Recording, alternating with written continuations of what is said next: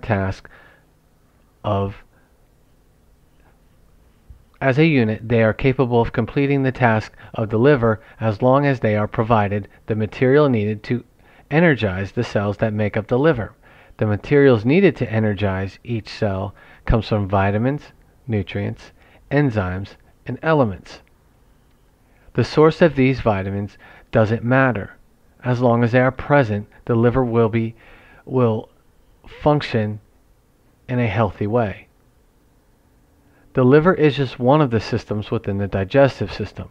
When all the systems in the digestive system have the material they need to complete the task of digestion, our body will better be able to clean, heal, and detoxify itself. When the body regularly and efficiently cleans, heals, and detoxifies itself, we will lose weight. You've already heard of people who have lost significant amounts of weight from a detoxification program. Yet very few, if any, detox programs focus on limiting calories. They focus on providing the body what it needs to cleanse toxic materials from it.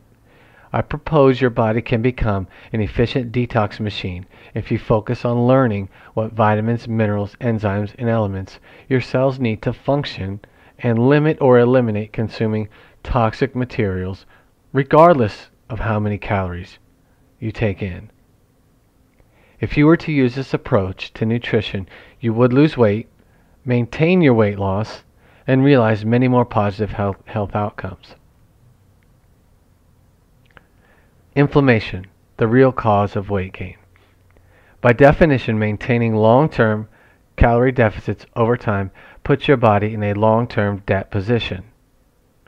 This debt position invariably leads to nutrient deficits, which ultimately lead to energy deficits, since the cells of the body will not have the fuel they need to produce the energy needed to complete their task.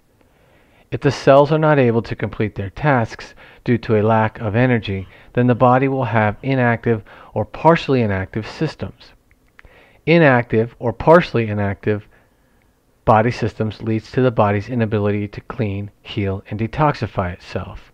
A body that is not able to clean, heal, and detoxify itself becomes toxic. Toxicity in the body results in inflammation and stored metabolic waste in the body, resulting in weight gain. During this process, the body's stress response is activated. The stress response is your adrenal gland's response to any stress experienced by the body or mind.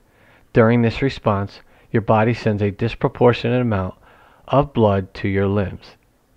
As a result, your limbs begin to swell. If the blood stays in the limbs, then metabolic waste material is unable to exit them. This leads to inflammation, weight gain, and pain and irritation in the limbs and joints. In many cases, this inflammation is mistaken for fat, which it is not. The cycle continually perpetuates itself and leads to long-term weight gain and chronic disease. There are several more segments of Todd's audio that debunk the myth of calorie counting. As I mentioned earlier, the audio will be available here in the members area in the near future. For now, I want to turn your attention to a recent weight loss study based on reduced calorie intake. Recent weight loss study. In doing research for my practice, I came across a study that shows success rates, or in this case, lack of success, of calorie deficit protocols in producing long-term weight loss. The study is titled Long-Term Weight Maintenance After an Intensive Weight Loss Program. To illustrate my point, I have provided the quote below from the results section of the study. And as a side note, I will make available the study in the members area. If you're not a member, you'll have to go look up the study yourself. That's just one of the advantages of being a member. But let me get to this quote from the study, the results section of the study. Subjects gained an average of 2.5% per month of their lost weight during the first 2 to 3 years of follow-up. However, their weight stabilized over the next 4 years. subjects regained an average of 73.4% of their weight loss during the first 3 years. Let me repeat that last part. Subjects regained an average of 73.4% of their weight loss during the first 3 years.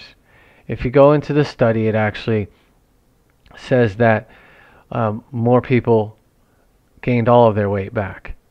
And if you were to do to look further out, you find that most people don't just gain their weight back, they gain their weight back plus more because of the perpetual inflammation cycle that I described above.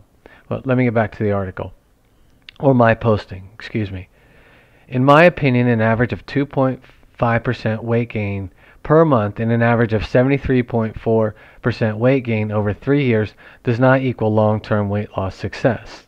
Therefore, I choose not to accept calorie reduction or deficits as a valid methodology for long-term weight loss, nor do I choose to invest myself or my clients into it. Ultimately, every person who wants to lose weight or maintain a healthy body will have to reach their own conclusion about which weight loss or weight maintenance methodology to employ.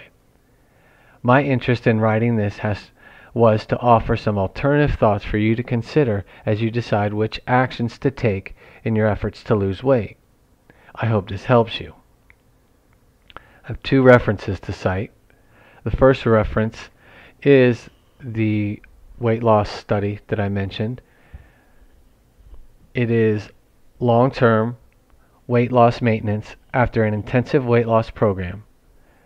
James W. Anderson, MD, Satit Vichitbandra, MD, Weiquan, MS, Richard J.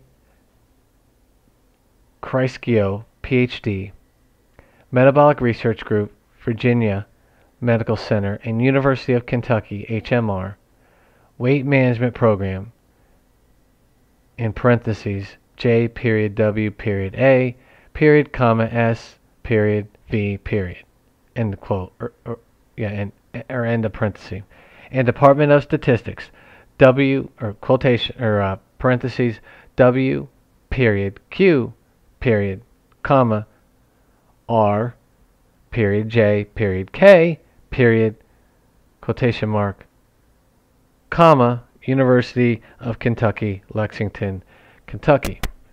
The second reference is Survival Operating Systems, Level 1 Manual Therapy and Awareness Education Workshop, August 2011, Todd Swain, owner and creator. Thanks for listening to this audio. I welcome you back to listen to others.